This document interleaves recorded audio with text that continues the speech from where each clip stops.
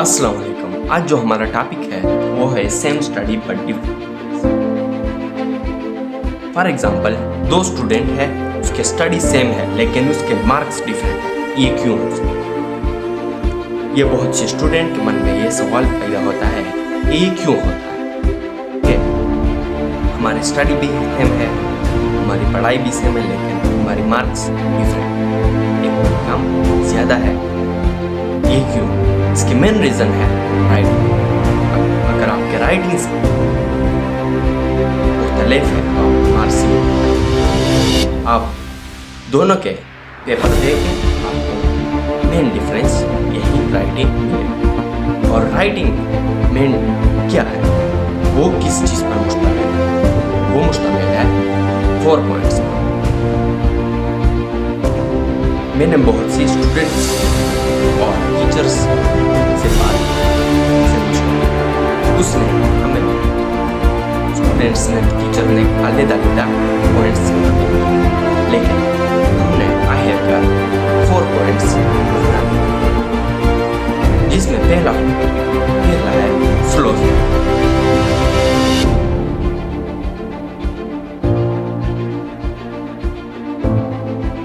Slow speed से क्या हो सकता है? स्लो स्पीड से आपको आप पर गुजरा होगा, आपके भाई पर, आपके दोस्त पर। जब भी आपका स्पीड स्लो होता है, आपका पेपर इनकम्प्लीट होता है, क्योंकि paper is directly proportional to speed.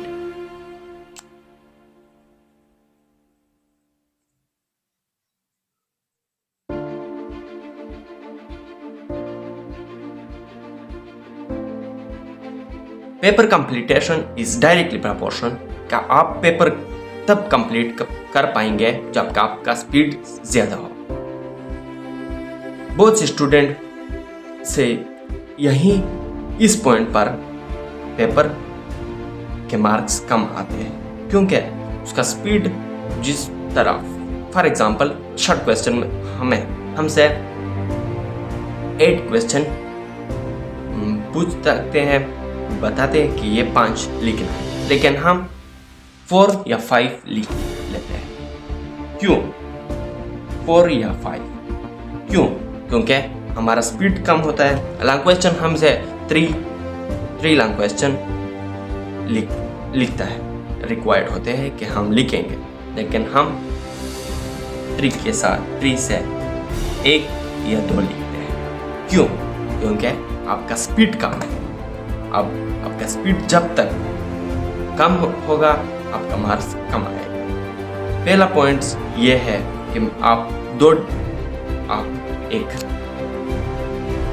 एक ऐसा पेपर जिसका मार्क्स ज़्यादा है वो देके, और एक ऐसा पेपर जिसका मार्क्स कम है वो देके, आपको मेन डिफरेंसेस ये नज़र आएगा कि एक ने फुल पेपर अटेंड होगा, एक ने हाफ, क्योंकि उससे वो इतना डिटेल या इतना कुछ देते हैं, ब्यूटी देते हैं कि उससे अपना पेपर बाकी हो जाता है।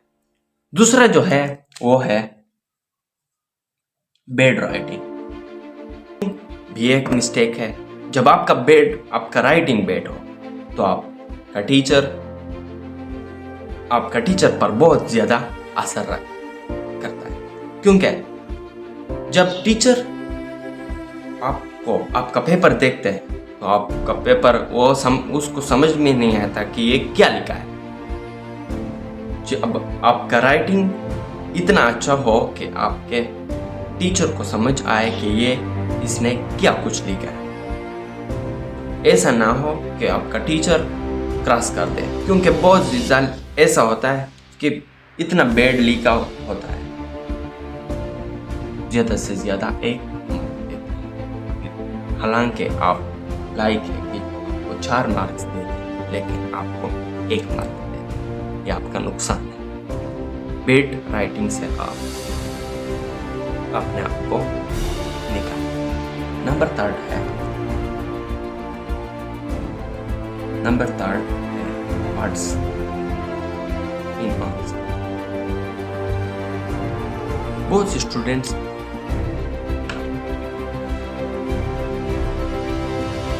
नंबर 3 है कट्स इन आंसर। हमारे स्टूडेंट्स बहुत सी ज़्यादा कट्स लगा देते हैं आंसर में। एक वर्ड होता है और दूसरा कट्स होता है।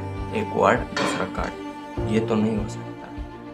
एक वर्ड दूसरा कट, ये तो अच्छी बात नहीं है। इससे टीचर बहुत ज़्यादा मुतासर होकर क्रॉस कर देते हैं, आंसर को क्रॉस कर देते हैं। या यू करके, फॉर एग्जाम्पल यू करके आपको एक नंबर मिल जाता है, आपका नुकसान हो गया।